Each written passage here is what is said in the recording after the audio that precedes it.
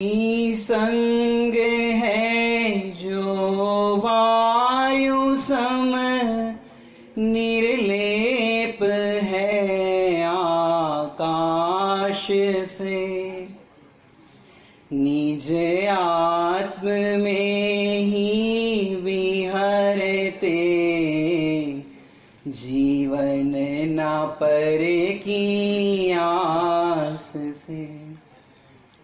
जिनके निकट सिंहादि पशु भी भूल जाते क्रूरता, उन दिव्य गुरुओं की अहो कैसी अलौकिक शूरता। रत्नकरण श्रावकाचार्य जी से देखे तो जो विषय कषाय आरंभ से रहित है, समस्त अंतरंग बहिरंग परिग्रह से रहित है, और जो ज्ञान ध्यान तप में अनुरक्त है, वे ही सच्चे गुरु है।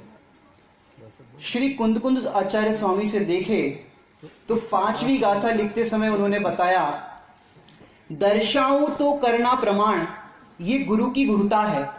और कैसे अमृत चंद्र आचार्य देव, आप दर्शाओगे तो मैं करूंगा प्रमाण।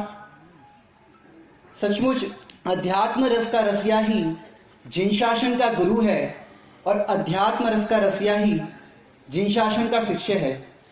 शिष्य तो ऐसा चाहिए गुरु को सब कुछ दे, गुरु भी ऐसा चाहिए शिष्य से कछु न ले। गुरु ऐसे होते हैं कि जो शिष्य से किसी भी प्रकार की अपेक्षा नहीं रखते कि वे मेरी सेवा करे, शुश्रूषा करे, लेकिन वो ज्ञायक स्वरूप को देखते हैं और दिखाते हैं। ये गुरु की गुरुता है। और शिष्य को एक बार दिया गया उपदेश, वो शिष्य उस उपदेश को बारंबार घोलन करता है। ये शिष्य की शिष्यता है।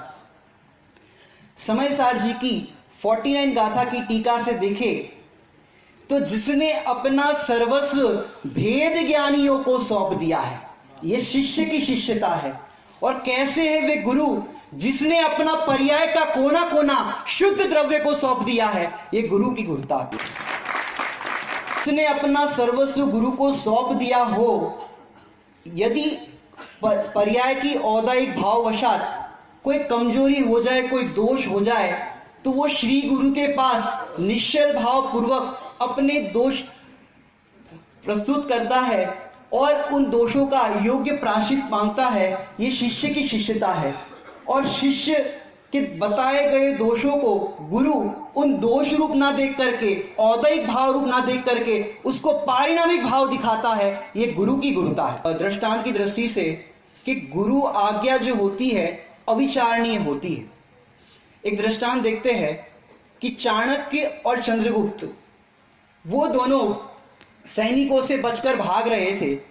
तो उस समय क्या हुआ कि सैनिकों से बचकर भाग रहे थे तो चाणक्य ने चंद्रगुप्त से कहा कि सरोवर के नीचे कमलनी पत्र है, वहां जाकर के छुप जाओ। तो वो छुप गया। फिर क्या हुआ, सैनिक आए, सैनिकों ने पूछा कि तुमने चाणक्य को यहां से कैसे भागते हुए देखा? तो चाणक्य ने कहा, यहां सरोवर के नीचे, तालाब के नीचे, कमलनी पत्र के नीचे है, जाओ निकालो। तो उन्होंने कहा, आप ही जाकर के निकालिए। तो चाणक्य ने कहा, हम तो बूढ़े आदमी, हम कहां जाए, आप ही जाइए। तो उन्होंने तलवार बाहर रखी और सैनिक अंदर उतरे पानी में, और चाणक्य ने सैनिकों की गर्दन अलग कर दी। फिर शिष्य बाहर आए, चंद्रगुप्त से पूछा, जब मैंने कहा कि तुम तालाब में छुपे हो तब तुम्हें कैसा लगा? परीक्षा हो गई। तो शिष्य ने कहा कि आप मेरा कभी अहित कर ही नहीं सकते। ये निशंकता, ये शिष्य की शिष्यता है।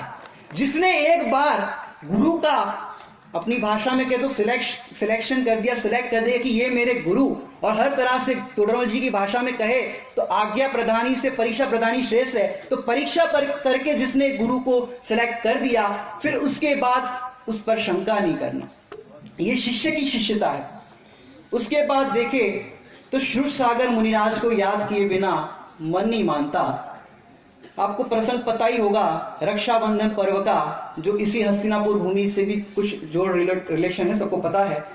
श्रुत सागर मुनिराज जब वार्तालाप करके 4 मंत्री से आए तो अपने दोषों का प्रायश्चित किया कि आपके आहारचर्या के लिए गए तो इस तरह से मिल गया, पूरी बात की।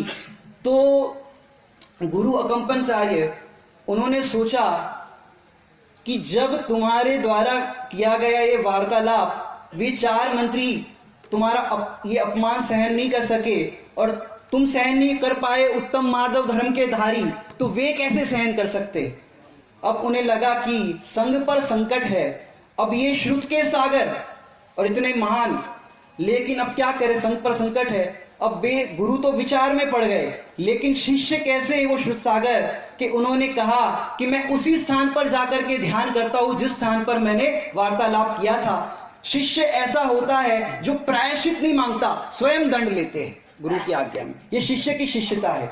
और आगे देखिए, अत्यंत विनम्र पुष्पदंत और भूत बलि कि जिनको धरसेन आचार्य देव ने मंत्र दिया था, लेकिन मंत्र में अशुद्धि थी, तो क्या किया उन्होंने, उस समय अपनी बुद्धि से उस मंत्र में शुद्धि की, लेकिन अहंकार में नहीं चढ़े। उस मंत्र की शुद्धि करने पर उन्होंने आकर के प्रायश्चित मांगा कि आपके बताए गए मंत्र में हमने शुद्धि की है।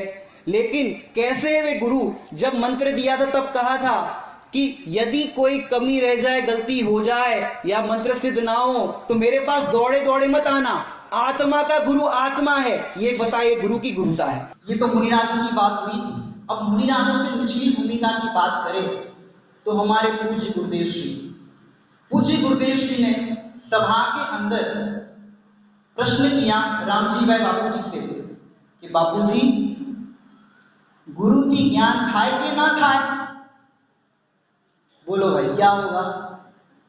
तो बापूजी बोले, साहेब मारी जीभ नहीं उपड़ती, गुजराती समझे होंगे, मेरी जीभ नहीं उपड़ रही है आपके सामने कि गुरु से ज्ञान होता है कि नहीं होता, ये पूछ रहे हो। अब आपके सामने हम कैसे कहें कि आपसे ज्ञान नहीं होता, ये शिष्य की शिष्यता है।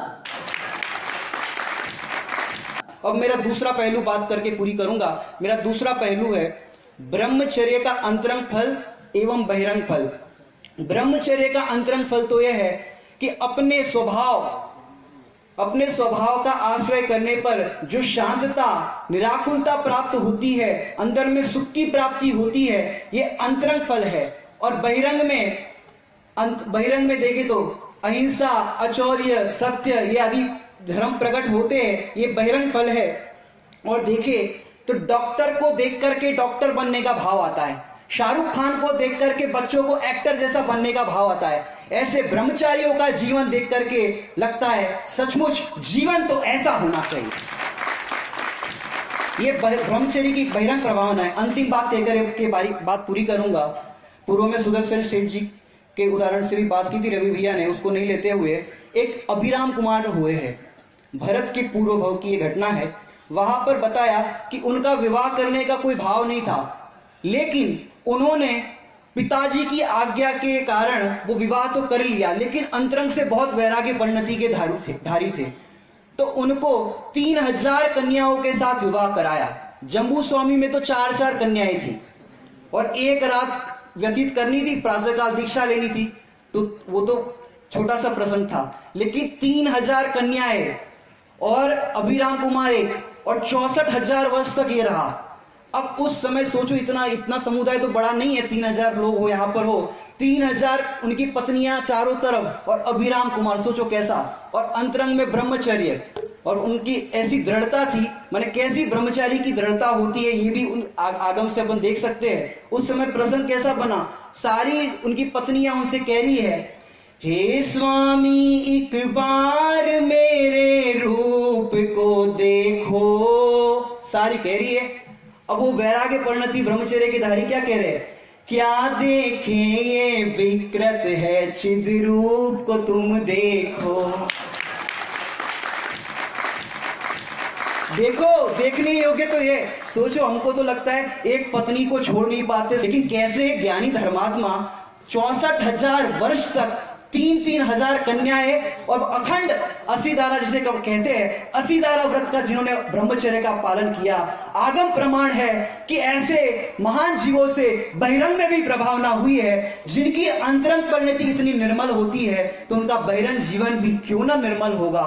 ऐसा जीवन हम सब का भी निर्मल होवे और हम सब भी इस मोक्ष मार्ग पर बढ़े, इसी मंगल भावना से विराम लेते हैं।